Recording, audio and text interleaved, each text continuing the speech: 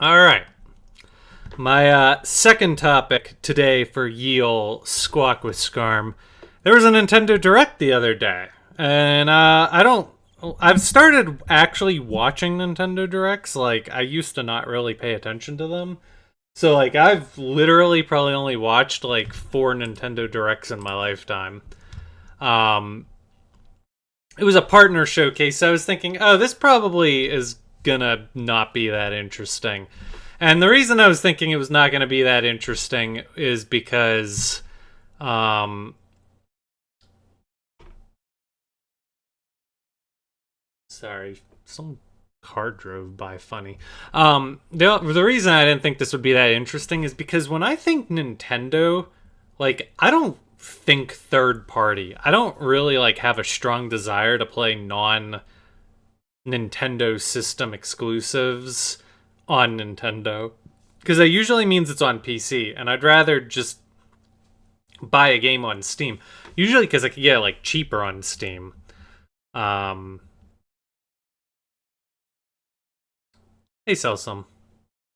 So yeah, I did watch the Nintendo Direct. So I don't actually have a ton of conversation topics on this one. Um, I guess part of this goes out to you guys on did you guys see anything that struck your fancy? But I did have like a few random thoughts that I jotted down when I was watching it, and we'll just like go through the list on like some of the stuff that they have here. So they spotlighted these six games, and this one caught my eye because this is like such uncanny valley stuff. This whole game was like AI topic, whatever, and I just kept thinking to myself, this robot girl is like I could like I would not play this game just because this freaks me out. Like when I was watching the trailer for it, I'm just like I saw this one and I thought this was interesting because this is a co-op game, and I was like, oh, could I play that with Haley? But Haley doesn't have a Switch too, so I'm gonna go with nay. I never cared about Resident Evil, and then they put a lot of emphasis on Bethesda. Like this showcase, like was talking about Bethesda almost to an absurd degree, and I was thinking to myself, how is Indiana Jones still an IP? that was what I was thinking. I'm like, so I've never actually watched the Indiana Jones movies, but this seems like an IP that is just getting milked to high hell and back. I just don't understand who is consuming Indiana Jones in 2026, because they made a movie for it recently, and I was thinking, and I think it like flopped. I don't even think it made its money back, or maybe it did, but if it did, it wasn't by much. So it's like, why do they keep trotting this IP out? It just doesn't seem like a strong IP anymore. Obviously, I'm a huge Skyrim fan, and I've never played Oblivion. And one of these days, I might check this out, but I haven't gotten to it. Um, that game is so unoptimized, the Indiana Jones. It did flop. Yeah. It definitely seems like Indiana Jones is over the hill, and it doesn't even seem like the kind of IP that could be revived.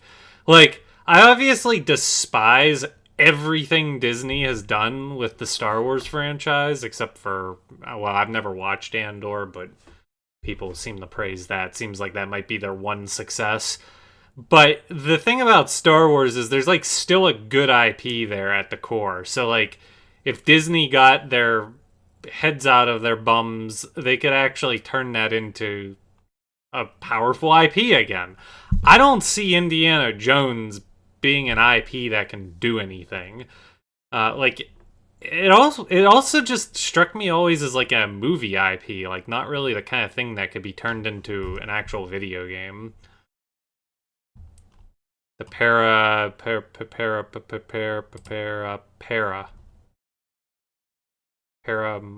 paranorma site sequel. Sorry, your comment made no sense to me.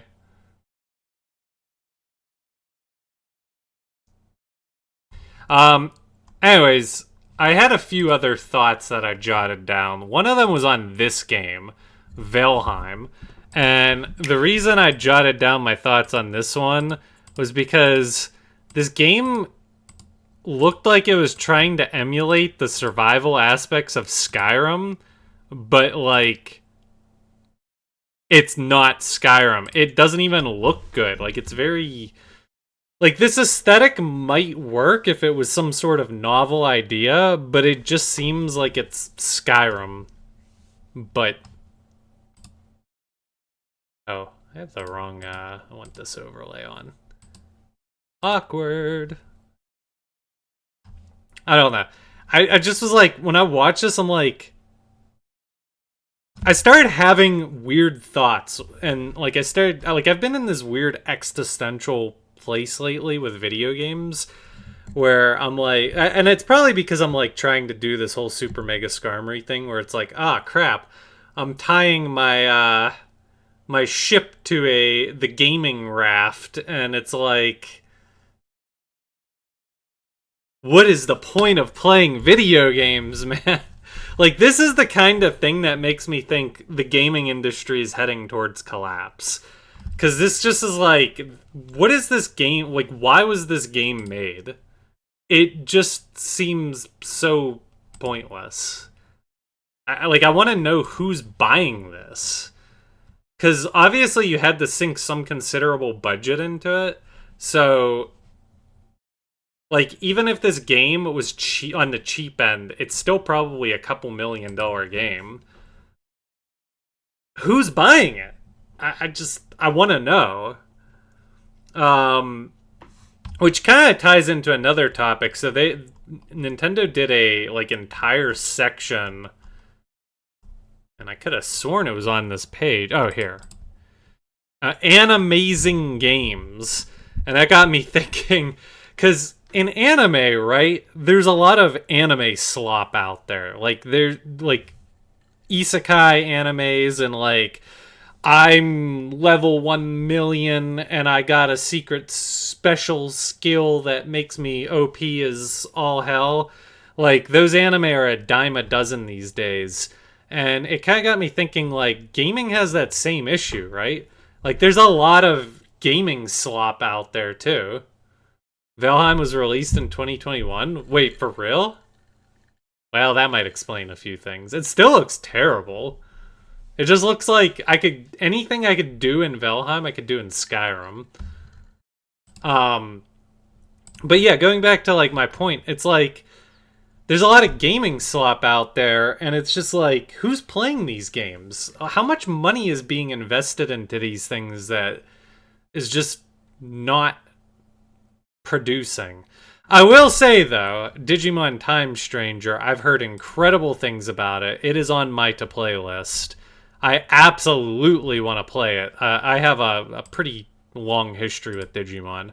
At some point, I will play this, and hopefully I will do an investment gaming episode on it. If I ever get investment gaming off the ground, it's been a slow process on that.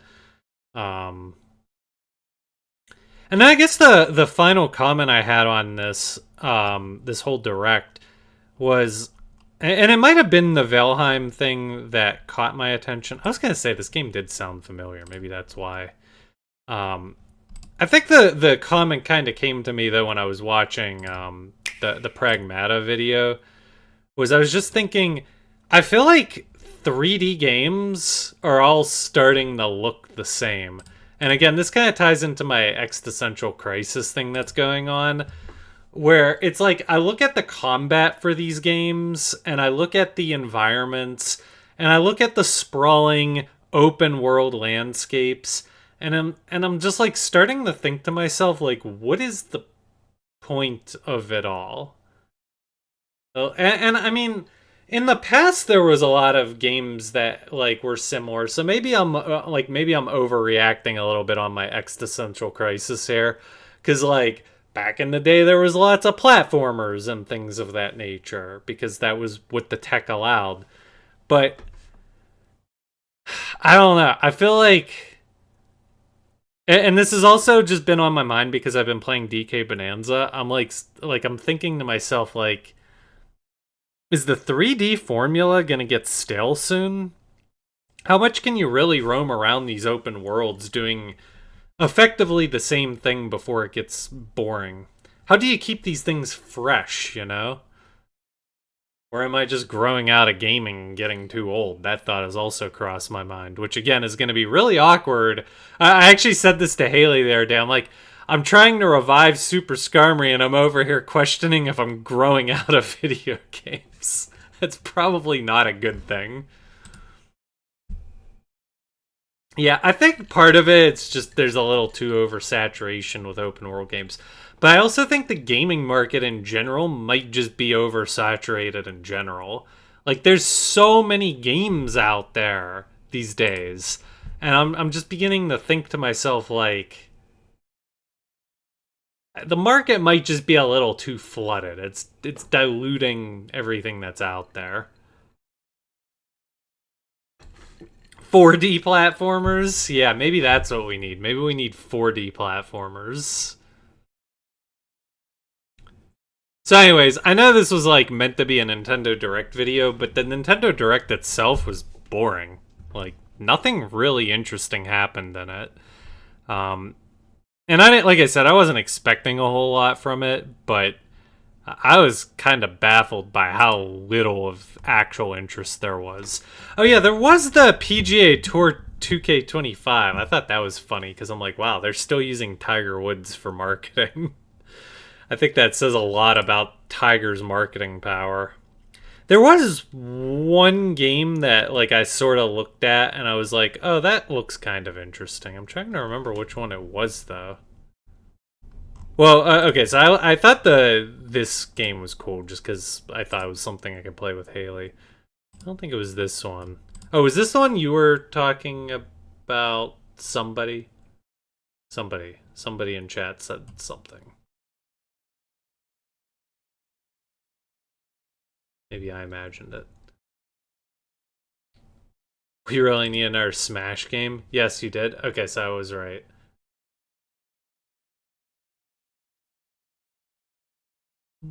Oh, the pet. Yeah, okay, so this. Yeah.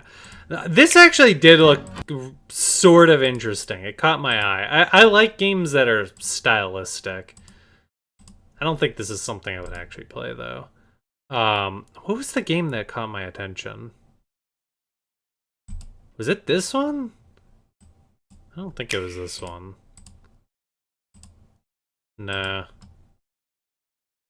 Oh, maybe it was this one. Because this one had like 3D and 2D elements. And I thought that was kind of neat. I don't think it was this one, though. Maybe it was. But like I see a lot of these Japanese games that just feel like they're all kind of like the same thing, right? They got that anime style to them. It's just like, are those games actually all that interesting? I really don't know. I don't know.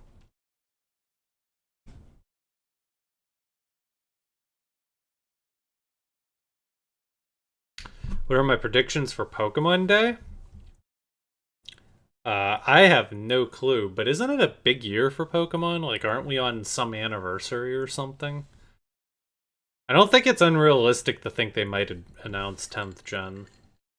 I'm still waiting for Mystery Dungeon Sky DX. That would be the real dream.